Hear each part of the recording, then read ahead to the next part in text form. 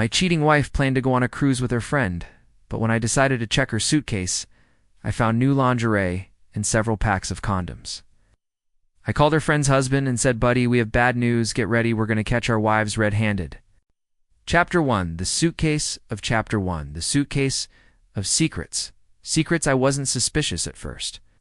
Clara, my wife of 10 years, said she and her best friend Lacey were going on a girls-only wellness cruise. No kids, no husbands, just facials, yoga, and a break from routine. Fine, she deserved it, but something felt off.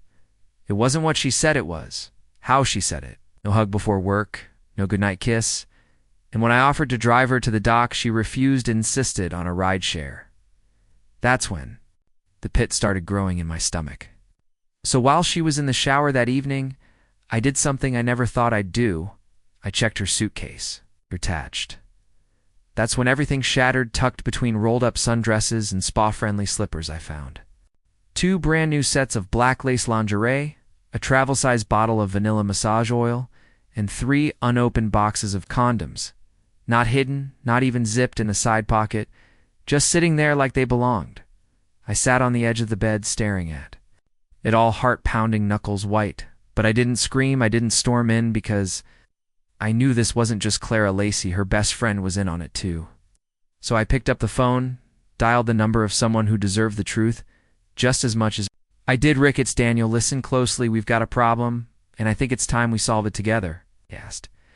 "Is this about Lacey?" I said. "No, it's about both of them. Meet me at the cruise terminal at 5 o'clock a.m. and bring a camera." Chapter 2. The Setup. Rick showed Chapter 2, the setup, up before sunrise.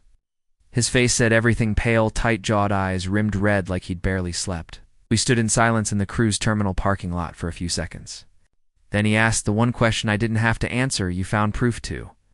I nodded, opened the backpack I'd brought, and showed him the photos I took of Clara's suitcase. Rick flinched when he saw the condom boxes. Lacey told me she was packing light. Claimed she was going off the grid for meditation and digital detox. I thought it was weird, but I trusted her. He paused, his voice trembling. "She kissed our son goodbye yesterday like she was going on a retreat." I saw the same heartbreak in his eyes. That was tearing through my own chest, but we weren't here to cry. We were here to watch them. Chapter 3. The plan fall. The game plan. We moved fast. Rick booked a last-minute cabin on the same cruise, using a different name, a suite 2 decks below. There's I had already installed a GPS tracker in Clara's suitcase and synced it to my phone. We could monitor her exact location. Rick brought a DSLR with a zoom lens and audio mic attachment. The guy once freelanced as a wedding videographer, so he knew how to shoot without being seen. The goal wasn't just to catch them, it was to document everything we don't confront, I said. We observe, we record, we make them confess, not with words, but with what we already have. Boarding day we watched from a cafe across the terminal entrance at 6:12 a.m. The betrayal came waltzing in with sunglasses and smug grins, Clara and Lacey matching cruise bags, laughing like they were teenagers on spring break.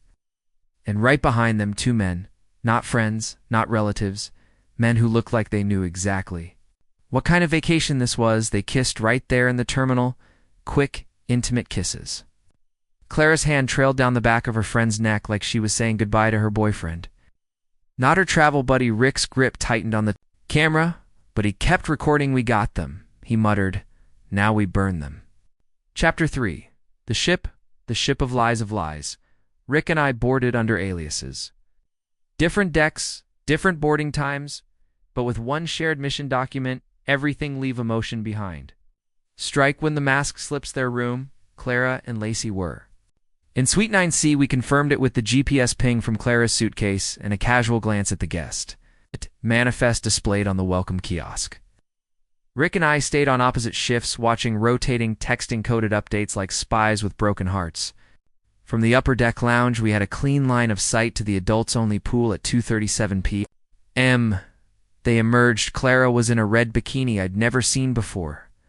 Lacey wore sheer white with matching sunglasses, and the 2 men, they were there too, holding drinks, touching waists, kissing, and worst of all, the evidence, laughing like none of it mattered.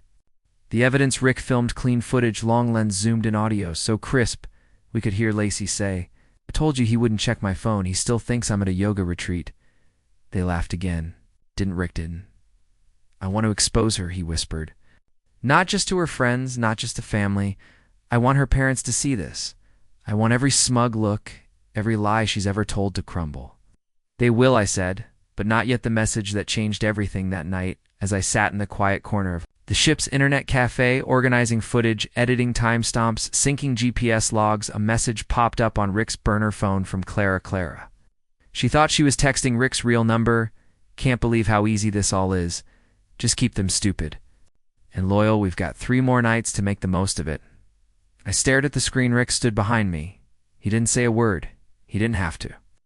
We both, the exposure, knew they weren't just cheating, they were mocking us. Chapter. For the exposure, the next morning, the cruise hosted a couple's sunset mixer, an open-deck event with music, cocktails, and a photo booth, where lovers could take cute pictures to mark the occasion. It was perfect. Claire and Lacey signed up under fake couple names there. Boyfriends James and Tyler swaggered in behind them, drinks in hand, clueless and cocky. Rick and I arrived 10 minutes later. We weren't just holding cameras. We were holding a loaded truth. One that was about to detonate in public. The build-up I passed. The cruise DJ a USB inside a short, cleanly edited video with footage of Clara and Lacey kissing their boyfriends. A wide shot of them entering the ship together. The text message Clara sent Rick, Lacey's spa retreat selfie, standing beside James half naked, and the final shot, the suitcase contents I photographed. He raised an eyebrow. You sure about this? I smiled. Play it when the party give the signal. The show begins. Clara and Lacey were tipsy, laughing, clinging to their lovers like nothing in the world could touch them.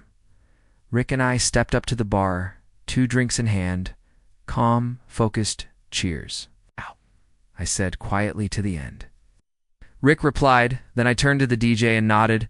The room went silent. At first, people thought it was part of the event, a funny video montage, until the kisses showed up on screen, until Lacey's fake name glowed on the guest registry overlay, until the camera zoomed in on the message. Just keep them stupid and loyal, and then the cherry on top, the condom boxes.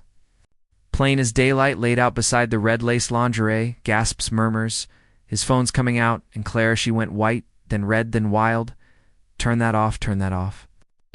She screamed, tried to storm the DJ booth, but 2 other guests blocked her people. We're filming now, someone shouted. Is that you? Are you the yoga retreat liar? Rick stood, held up his phone. We've been documenting this for 48 hours.